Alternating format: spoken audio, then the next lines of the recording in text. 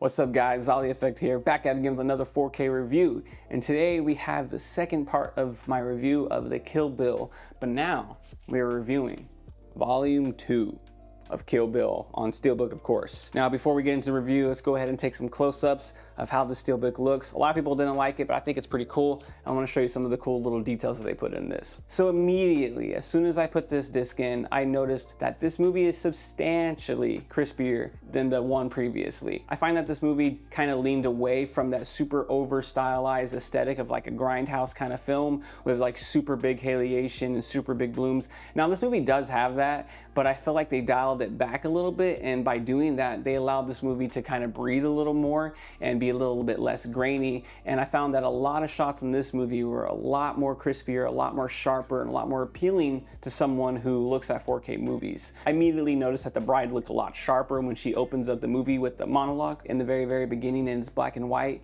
You can actually make out the little wrinkles in her lips, you can see her pores, and I just saw a lot less grain in these moments. And then when you're having like the one-on-one talk with the bride and Bill, this is like a black and white scene. This was a pretty standout moment, and it immediately kind of showed me what I was in for, because the black levels looked on point. There wasn't that much grain. The bright levels, when it comes to how bright the whites are and how they contrasted with the deep blacks, looked really phenomenal. And honestly, it was a really standout scene, and I could make out so much more detail. It looked way less muddier, way less like crunch to it, I guess you could say, and honestly looked really good on this scene in particular. It's all around a more polished presentation with far less of that muddiness and softness that occasionally held Volume 1 back. The training sequence with Padme is a mixed bag. While the contrast felt a little too harsh at times, the increased sharpness really shines. Padme's beard, for instance, is far more defined. You can make out individual hairs, which adds an extra layer of texture to the character. The silhouettes, especially the bright red flashes,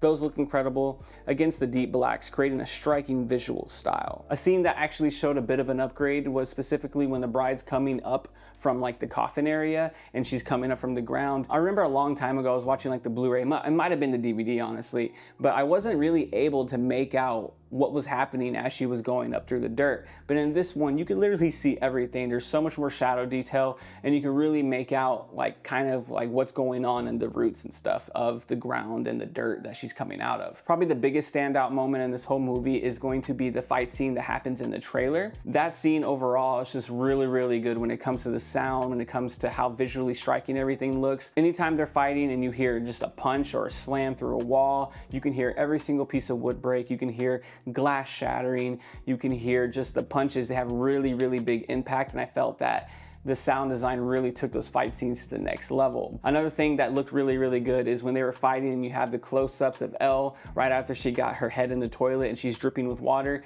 You can see little individual drips dripping off of the hair. You can see her pores a little bit. There is like a little bit haziness of grain, but besides that, you can really make out her pores, and everything just looks really high definition. And then when you flip the camera and you get a close-up of Uma Thurman, you can see all the little blood specks, you can see the dirt.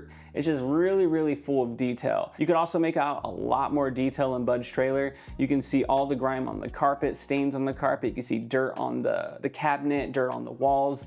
And I do remember it being like a nasty trailer, but before I just had like the idea like, oh, this isn't really a clean place. And then now on the 4K, I'm watching it, I'm like, oh, this is why it isn't clean. It has that dirt there, it has the grime on the floor. You could really make out and see like the different things that are actually making this trailer look so dirty. And I thought that was pretty cool. Bill's house is another example of how the 4K upgrade highlights small but significant details. The textures of his furniture, the intricate horse head lamps, and the numerous horse statues around their room are all more noticeable, giving the setting more of a personality than I remember from earlier releases. Overall, the audio on here is really good. It's not going to be like a Dolby Atmos like showcase, but when it needs to be loud, it's loud. The music is really punchy. I like the way that they handled the bass in this movie. Sometimes when I have bass, it has like that rumble bass that kind of shakes your living room. This one was more of like a super deep vibration of a bass, and it just kind of resonated really well. It was very aesthetically pleasing anytime music came on,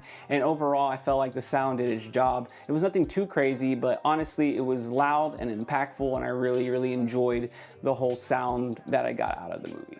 Overall, Kill Bill 2 feels like a more refined and visually appealing 4K presentation than Volume 1. While it still retains the filmic look, it dials it back some with the grain and the halation, allowing the details to shine. It's by no means the best 4K transfer out there, but it's still a fantastic way to revisit the film. Watching this on a solid home theater setup made me appreciate it even more than I did as a kid. If you're a fan of Kill Bill, I would definitely recommend picking up Volume 2. If you have the Blu-ray, I would say that it's probably a little bit more of a substantial upgrade compared to the Blu-ray, and I would recommend picking it up if you don't have it. And honestly, the Steelbook, I think it looks pretty sick. I'm pretty happy with putting this in my collection. So that's my thoughts and opinions on Kill Bill Volume 2. Let me know down in the comments what you guys thought of it. If you have seen it, I would love to hear your reviews and takes on it. And until the next video, guys, deuces.